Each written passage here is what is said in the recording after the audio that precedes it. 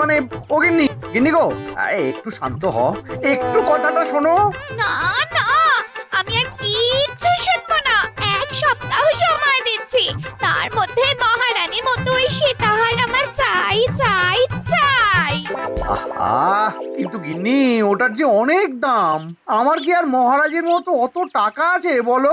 এই শোনো, তোমার কি আছে আর কি নেই তা আমার খুব ভালো করে জানা আছে, বুঝলে?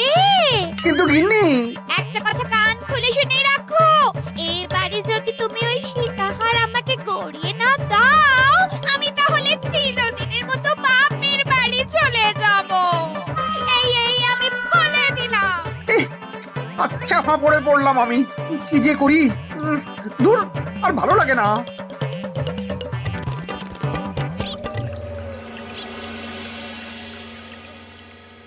আজকে তোমাদের সকলের কাছে আমার একটা প্রশ্ন আছে। বলুন মহারাজ। আচ্ছা, ধরো তোমরা যদি এ রাজ্যের লোক না হতে, অন্য কোনো রাজ্যের হতে, তাহলে তোমাদের কাছে কৃষ্ণনগর কেমন মনে হতো? মহারাজ, এক কথায় বলতে গেলে সমৃদ্ধ শক্তিশালী রাজ্য।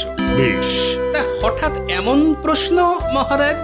আসলে বেশ কিছুদিন ধরেই আমি একটা কথা ভাবছিলাম।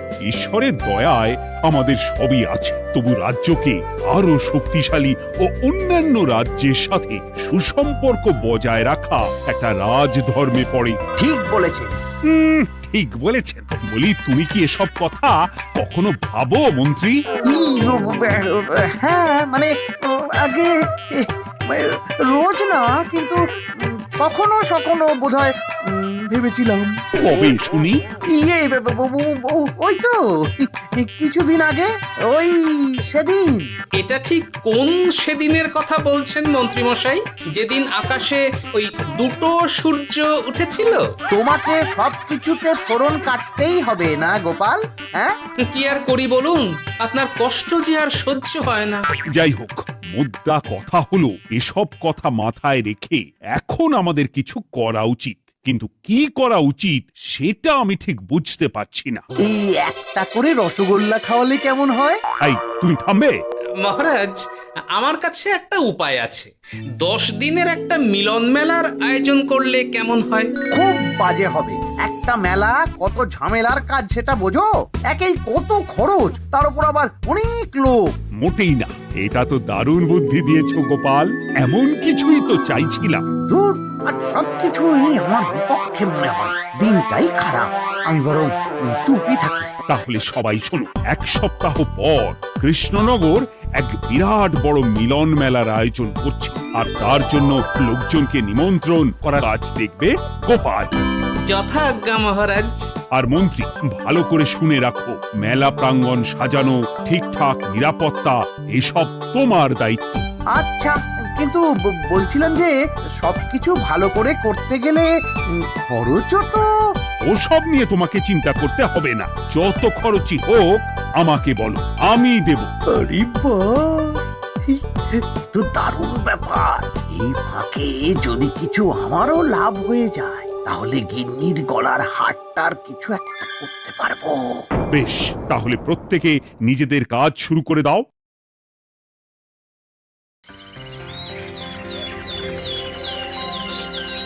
শোনো শোনো শোনো, 1 সপ্তাহ পর কৃষ্ণনগর মেলা প্রাঙ্গণে অনুষ্ঠিত হতে চলেছে 10 দিন ব্যাপী মিলন মেলা। সকল গ্রামবাসীকে এই মেলায় আসার জন্য আমন্ত্রণ জানানো হচ্ছে। শোনো শোনো শোনো।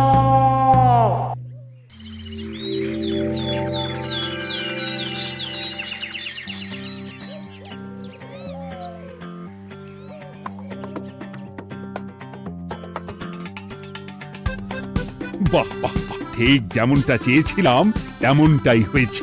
আর এসব কিছুর জন্য আমি গোপালকে ধন্যবাদ জানাতে চাই। কি যে বলেন মহারাজ, এই কৃষ্ণনগর তো আমার নিজেরই পরিবার। সেসব আমরা খুব ভালো করেই জানি গোপাল। আদিক্ষেতা একেবারে উতলে পড়ছে, এসব দেখে গা জ্বলে যায়। তোমার এই এত ভালো বুদ্ধি দেওয়ার জন্য আমি তোমাকে 50টি স্বর্ণমোহর উপহার দিতে চাই। এটা কি হলো? এরকম হলে কিন্তু আমি খেলবো না। কেন মন্ত্রী, তোমার আবার কি হলো? আমিও তো মেলার আয়োজন করেছি, তাহলে গোপাল একা কেন উপহার পাবে? সে তো মেলার জন্য অনেকেই কাজ করেছে, কিন্তু আসল বুদ্ধিটা তো দিয়েছে গোপালই। মন্ত্রী মশাইয়ের বোধহয় খুব হিংসা হচ্ছে। ঠিক আছে মহারাজ, আপনি বরং এই উপহার সকলের সাথে ভাগ করে দিন। না গো, কোনো ভাগ চাই না, তোমার উপহার তুমিই রাখো। যত সব।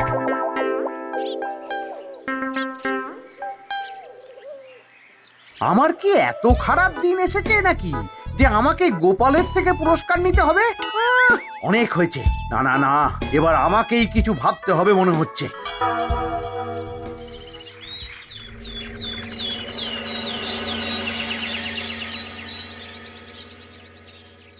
আমার আমার সব শেষ হয়ে গেল গো, সব শেষ হয়ে গেল। এবার এবার আমার কি হবে? মহারাজ, মহারাজ কিছু একটা করুন, মহারাজ কিছু একটা করুন। চিন্তা করো না, আমি দেখছি, যারা দোষী তারা শাস্তি পাবেই। কি শুরু হলো বলো তো হঠাৎ করে? এত বড় বড় চুরি ডাকাতি হয়ে গেল, অথচ কেউ কোনো টেরই পেল না। হ্যাঁ মহারাজ, আসলে রাতের বেলা যখন সবাই ঘুমিয়ে থাকে তখন এই চুরি ডাকাতিগুলো হয়, তাই কেউ কোনো শব্দ পায় না।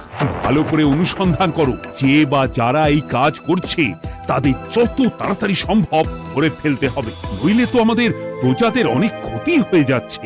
হ্যাঁ মহারাজ, আপনি কোনো চিন্তা করবেন না। কোথায় আনন্দ করে সব প্রজারা মেলা ঘুরবে তা নয়, আবার এই উটকো ঝামেলা। একটা কথা বলছি, কিছু মনে করবেন না।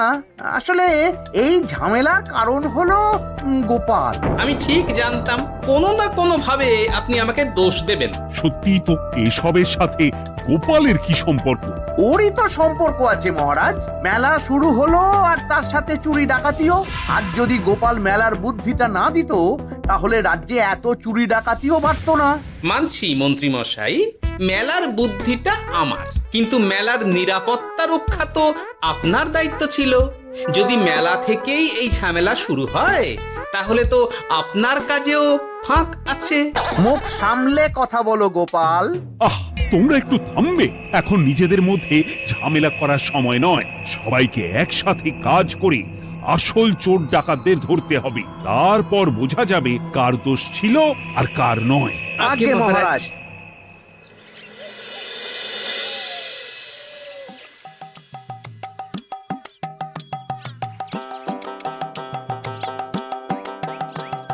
এই তো তুমি এসে গেছো।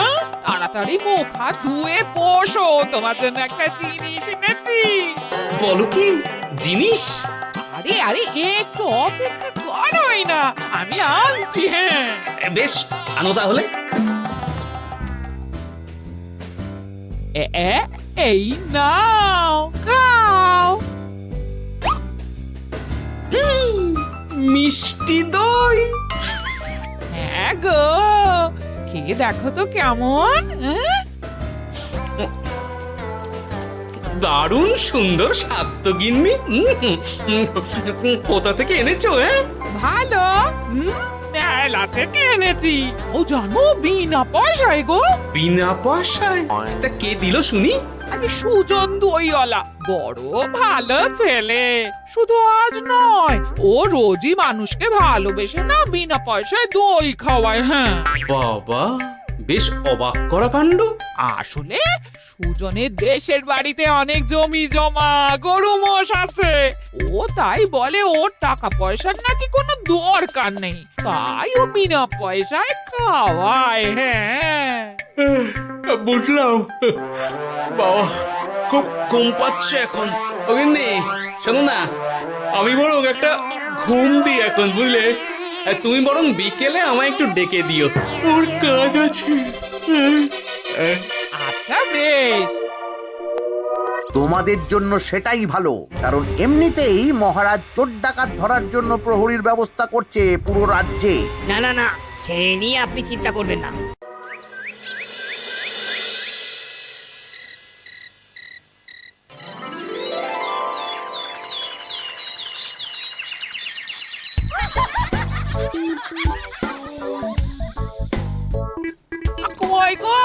ওরে আর কতক্ষণ ঘুমোবে?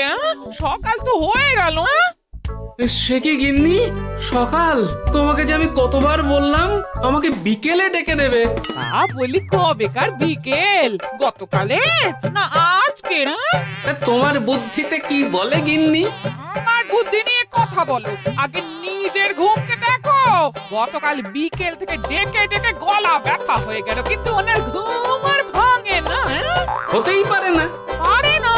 ওদিকে কাণ্ড দেখো, রাতের খাবার পর্যন্ত পড়ে আছে। আজব কাণ্ড। যাই হোক, অনেক দেরি হয়ে গেছে বুঝলে, আমাকে এক্ষুনি রাজসভার জন্য বেরোতে হবে।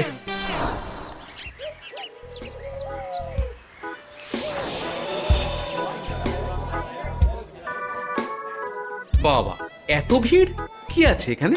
একটু কাছে গিয়ে দেখি তো। সত্যি সত্যি ভাই সুজন, তোমার হাতে জাদু আছে।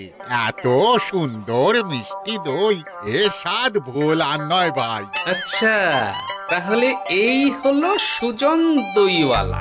ভালো মিষ্টি দই আছে, নেবে নাকি গো? পয়সা লাগবে না। জানি তো, সত্যি দারুণ স্বাদ এই দইয়ের। আমি খেয়েছি তো। তবে আজ নেব না গো, কাল এসে নিয়ে যাব। আচ্ছা আচ্ছা আচ্ছা।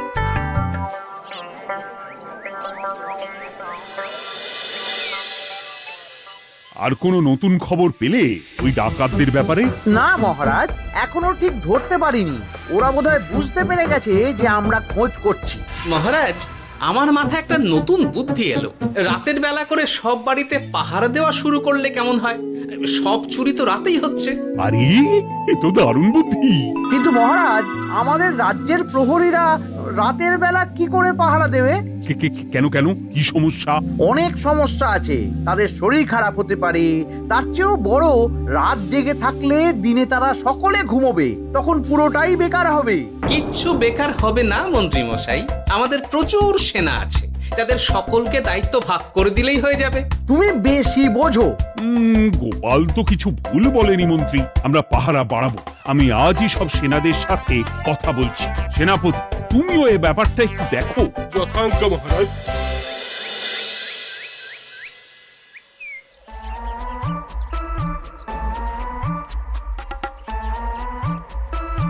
চোর ডাকাতদের ধরার জন্য যদি একটা সূত্রের হদিশ পাওয়া যায় তাহলেই কেল্লা ফতে, কিন্তু সেটাই পাওয়া যাচ্ছে না বলেই এত সময় লাগছে। আরে, ওটা মন্ত্রী মশাই মনে হচ্ছে না? আড়ালে দাঁড়িয়ে এরকম কার সাথে কথা বলছে? এবার আমি যা বলছি ভালো করে শোনো। আজ রাতে মেলার পিছনের দিকে যে মাঠটা আছে সেখানে চলে এসো। বাকি কথা ওখানেই হবে। এই জায়গা নিরাপদ নয়। বেশ রহস্যজনক ব্যাপার। মেলার পিছনের মাঠ বলল না? রাতে আমাকেও দেখতে হবে কি হয় সেখানে।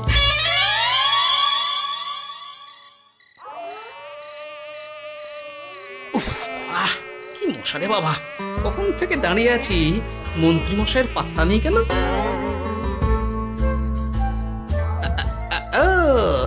ওই তো চলে এসেছে। এই যে আমার সোনার হাটটা কই? হ্যাঁ, পই পই করে বলেছিলাম আমার ওটা চাই। আগে কি আর বলি বলুন তো, ওই হারটা আমাদের দলের প্রধানের খুব পছন্দ হয়ে গেছে, তাই কোনোভাবেই ওটা দিতে পারলাম না। কি এত বড় সাহস! আমার বলার পরেও তুমি এরকম করলে? বড় ভুল হয়ে গেছে মন্ত্রী মশাই, এবারের মতন ক্ষমা করে দিন, আর হবে না, এই কথা দিচ্ছি। তোমাদের জন্য সেটাই ভালো, কারণ এমনিতেই মহারাজ চোর ডাকাত ধরার জন্য প্রহরীর ব্যবস্থা করছে পুরো রাজ্যে। না না না, সে নিয়ে আপনি চিন্তা করবেন না, আমাদের ধরা পড়ার কোনো সুযোগই নেই, কারণ যে পরিমাণ ওষুধ আমি আমার দইতে মিশিয়ে দিই সেটা একবার যে খাবে মরার মতন ঘুমোবে। বাহ বাহ বাহ, সে তো খুব ভালো। করো করো। তার কোনো নতুন খবর পেলে? মেলা তো শেষের দিকে। হ্যাঁ পেয়েছি, পাশের গ্রামে বলরাম নামে এক বড় মহাজন আছে। পরশু তার মেয়ের বিশাল ধুমধাম করে বিয়ে। শেষ একটা বড় দান মারতে পারলেই আপনার আমার দুজনেরই শান্তি। আচ্ছা, এই ব্যাপার তাহলে। এসব কিছুর পেছনে মন্ত্রী জড়িত। এইবার বুঝতে পারছি কেন রাতের পাহারাতে ওনার এত আপত্তি ছিল। কিন্তু ওই লোকটা কে? ঠিক আছে, এখন যাও, একটু সাবধানে কাজ করো আর আমার পাওনাটা ঠিকঠাক দিও, কেমন? সে কি সুজন দইওয়ালা? এবার আমার কাছে পুরো ব্যাপারটা পরিষ্কার হয়ে গেছে। না, কালই মহারাজকে সব জানাতে হবে, আর এদের হাতে নাতে ধরার জন্য একটা উপায় ভাবতে হবে।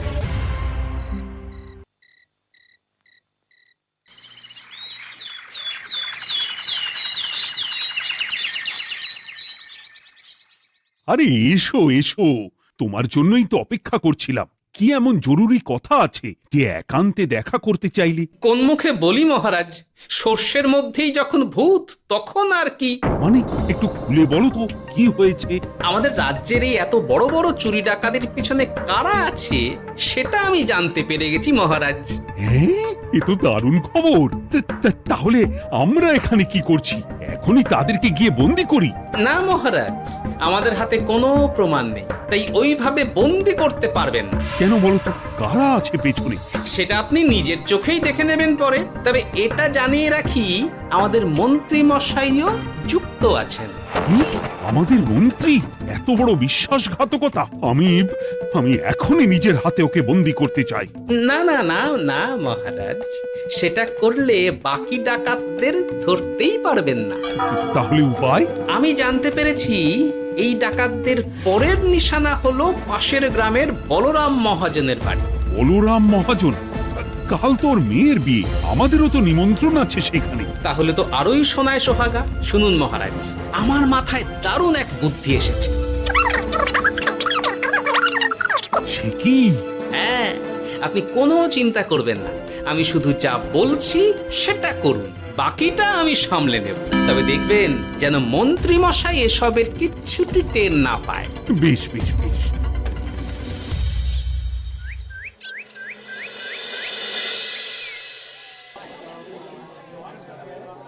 আর তো কিছুক্ষণ, এরপরেই তো সন্ধে নামবে।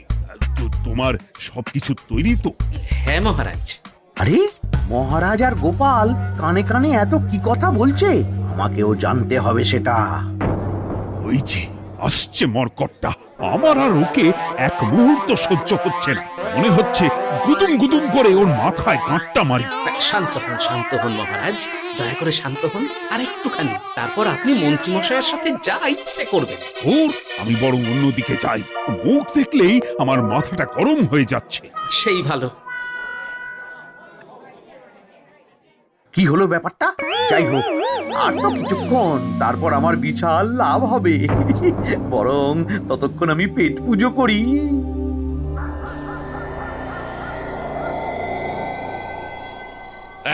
যা যা দামি জিনিস আছে সব দিয়ে দে।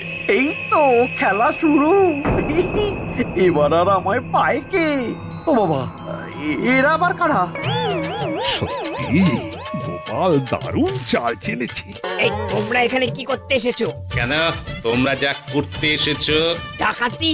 এমন তো কোনো কথা ছিল না। কার দলের লোক তোমরা? মন্ত্রী মশাইয়ের দলের লোক। এই রে, কি বলছে সব? কোথায় কোথায়? এই মন্ত্রী মশাই, এই কি বলছে এরা? আপনি দু নৌকোয় পা দিয়ে চলছে, আমরা থাকতে আপনি আরো এক ডাকাতের দলের লোককে ডেকেছেন। কি মন্ত্রী?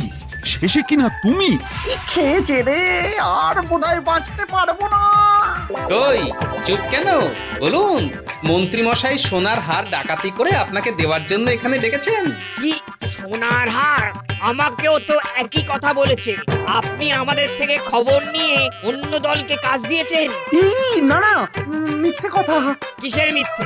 আপনি ছাড়া তো আর কেউ জানতো না এখানের কথা। না গো, আমি শুধু তোমাদেরকেই কাজ দিয়েছি একদম শুরু থেকে। আর কোন ডাকাতের দলকে আমি চিনি না, আমি তো নিজেই প্রথম শুনছি। মন্ত্রী, লজ্জা করে না তোমার? তুমি আমার প্রজাদের এইভাবে ঠকাচ্ছিলে। ইয়ে মানে মহারাজ, আমি আসলে। অনেক হয়েছে মন্ত্রী মশাই, আপনি ধরা পড়ে গেছেন। প্রহরী, বন্দি করো সবাইকে, আর মন্ত্রীকেও। আমাকে ক্ষমা করে দিন মহারাজ, আমি ইচ্ছা করে এটা করিনি। আসলে আমার গিন্নি কদিন ধরেই মহারানীর সীতাহারের মতো দেখতে হার বায়না করেছে। তার জন্য তুমি নিজেদের লোকেদের থেকেই চুরি করবে?